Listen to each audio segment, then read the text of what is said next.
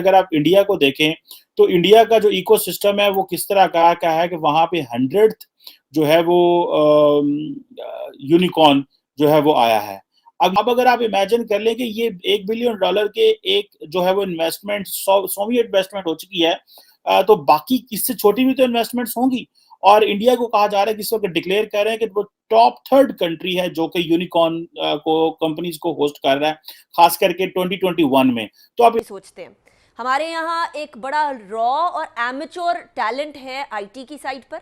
जो हमारी जेन जी है, जो अभी के बच्चे हैं, वो बहुत ज़्यादा आईटी ओरिएंटेड हैं। And there is a large pool जो कि शायद अगर इनको ट्रेन कर दिया जाए तो बेहतरी की तरफ, वो क्लर्क वाली एजुकेशन देने की बजाय हम टेक्निकल एजुकेशन इस साइड पे देना शुरू कर दें तो शायद हम बहुत ज़्यादा सस्टेनेबल इकोनॉमी की तरफ जाएंगे। इंडिया ने 50s के अंदर आईआईटीज लगाए, वो आईआईटीज आज उनको एक बहुत बड़ी आईटी सेक्टर के अंदर जायंट के तौर पर पेश कर रहे हैं। पाकिस्तान की long term policy for human resource building किधर है?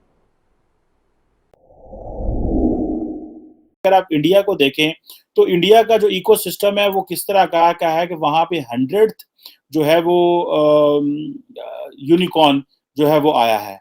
अब ये चीज़ देखें, यहाँ पे इस चीज़ को समझना है कि ये प्रॉपर एक इकोसिस्टम होता है, जिसे आप कहते हैं ना कि इंडिया जो है that is known as a fastest growing which has a fastest growing ecosystem for the startup. So 100th unicorn जो है वो आया है और उसके ऊपर ये बात हो रही है कि भाई किस तरह इंडिया इस तरह।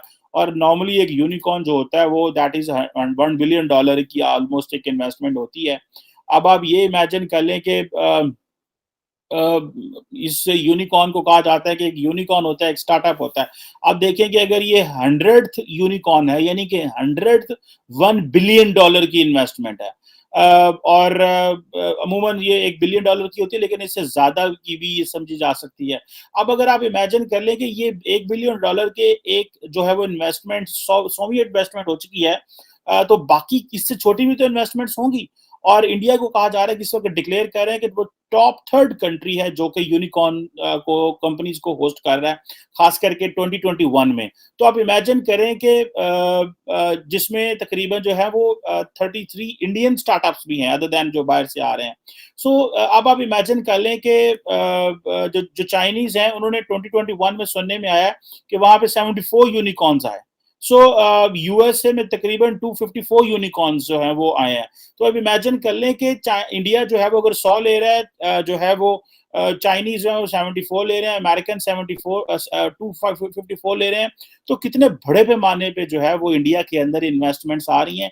और पाकिस्तान में आप देखें कि सीपैक जैसे जो मंसूबे थे उसमें सारी वो हमने उसके ऊपर वो तबाही कर दी है, क्योंकि उसके बावजूद कि चाइनीज इन्वेस्टमेंट कर रहे थे लेकिन हम उनको विन ओवर नहीं कर सके। इकोसिस्टम नहीं है। देखिए, एक होता है, मैं बहुत सारे लोगों को मिलता था बिजनेस कम्युनिटी को, जो कि पाकिस्तानी भी होते थे और बाहर के लोग भी, जो फॉरेनर्स पाकिस्तान आते थे या कभी डिफरेंट डिप्लोमेटिक मिशंस में मुलाकातें होती थी या कॉन्फ्रेंसेस में जो है वो मुलाकातें होती थी, तो वहां पे ये बात होती थी कि पाकिस्तान जो है, जो चाइनीज को एक एनवायरनमेंट दे रहा है, फेवरेबल एनवायरनमेंट दे रहा है, वो हमें क्यों नहीं देते।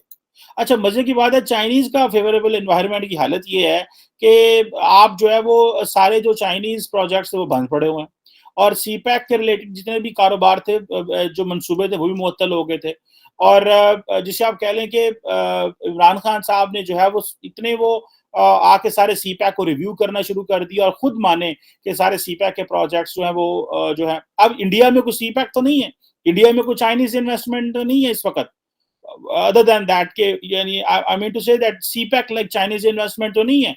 अगर वो शॉमी जैसी कंपनीज आ रही हैं और वो काम कर रही हैं, जिनका देखें ना वो इंडिया की आप जरूरत देखें उस मुल्क की, कि जरूरत ही होती है एक सेटअप की, कि उन्होंने कहा यार सो व्हाट, क्या फर्क पड़ता है अगर ये रॉयल्टी पेमेंट्स कर रहे हैं बायर और हमें बता नहीं रहे, और तो इन्होंने जो है वो रॉयल्टी पेमेंट्स किसी और चीज की हैं, लेकिन हमें जो है वो हमारे सामने झूठ बोल रहे हैं।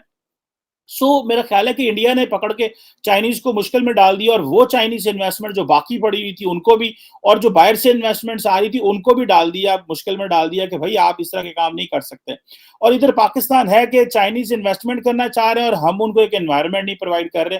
तो फॉरगेट अमेरिका से या इंग्लैंड से या यूरोप से या बाकी ममालिक से लोग कैसे आएंगे यहाँ पे। मुझे इमरान खान साहब की बातें याद हैं, वो कहा करते थे मुसलमानों को देखें आप ना पाकिस्तान आके टूरिज्म करें, यहाँ पे इस्लामोफोबिया जैसे आपको मसले नहीं होंगे। मतलब कितनी थकी हुई बातें। लोग जो है वो जहां पे जाते हैं कारोबार करने या टूरिज्म करने, वो इसलिए नहीं जाते कि आप वो मजहब की बेस पे, लोग जाते हैं जनाब वहां पे कि वहां पे इन्वायरमेंट कैसा है, उनको माहौल कैसा पसंद है, आबो हवा कैसी है, इंफ्रास्ट्रक्चर किस तरह का है, जो जिसे हम एक टर्म होती है उसको बोलते हैं favourable business environment. Favourable business environment किस तरह का है और हमने क्या फेवरेबल एनवायरनमेंट दिया है कि जो चाइनीज हमारे यहाँ इन्वेस्ट करना चाह रहे थे वो ही पच गए। वो सारे के सारे काम जो है वो सुस्त रवि का शिकार हो गए। और अभी सुनने में आया कि सी पैक पे उन्होंने कहा है जनाब कि हम जो है वो थोड़ी और काम करेंगे और तेजी से इसको करेंगे। अब क्योंकि शहबाज शरीफ साहब जो है वो पाकिस्तान के वजीर आजम है और शहबाज शरीफ के लफ्ज एक इस्तेमाल होता है शहबाज स्पीड, यानी कि शहबाज की अपनी एक स्पीड है, वो दिन रात काम करते हैं और उनको एक ब्यूरोक्रेसी भी तंग रहती है क्योंकि वो they keep them on toes और एंड ऑल दैट। तो खान साहब के बारे में ये है कि वो उन्होंने तो पहले तो सारा कुछ समझने में लगा दिया कि हमने समझना है, इनको समझ सब कुछ है, बस इन्होंने काम शुरू करना था। और मेरा ख्याल है इसी वजह से एस्टैब्लिशमेंट ने भी खान साहब की छुट्टी कराई कि इसको समझ ही नहीं आ रही, पौने 4 साल हो गए और फिर उल्टा उन्हीं के मामलात में मुदाखलत कर रहा था। वो तो खैर हम काफी ज्यादा बात कर चुके हैं।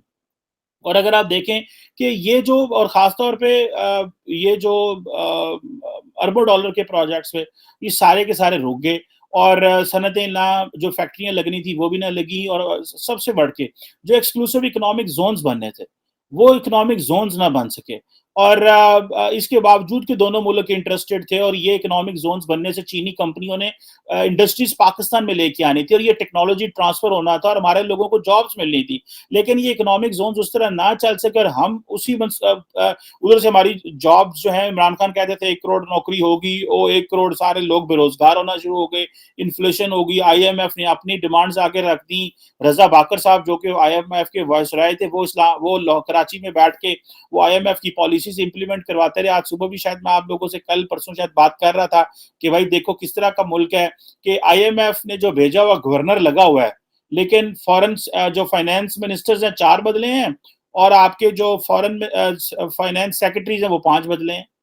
तो हमने क्या करना है जब हम जो है वो हमें IMF कान से पकड़ के कभी इधर ले जाती थी कभी उधर ले जाती थी। मुझे ऐसे लगता है कि ये मामलात को इतने अच्छे नहीं है। और ये जितनी भी सी पैक अथॉरिटी के हवाले से चीजें हुई, उस वक्त जनरल आसम बाजवा थे वो देख रहे थे, वो काफी मीडिया में एक्टिव रहते थे, पता लगता था शायद कुछ हो रहा है लेकिन कुछ भी नहीं हो रहा था क्योंकि टेक्निकली इमरान खान साहब ने सब कुछ रोक दिया हुआ था इस प्रिटेक्स्ट पे कि जनाब मैं जो है वो इन चीजों को देख रहा हूँ बड़े केयरफुली। उधर आप देखें, अगर आपको याद होगा कि माइक्रोसॉफ्ट जो है उसने सुनने में आया कि इंडिया में 15,000 करोड़ जो है वो इन्वेस्ट कर दिए हैं हैदराबाद में, और हैदराबाद जो है वो वहां पे वो डाटा सेंटर्स बना रहे हैं और उनके पास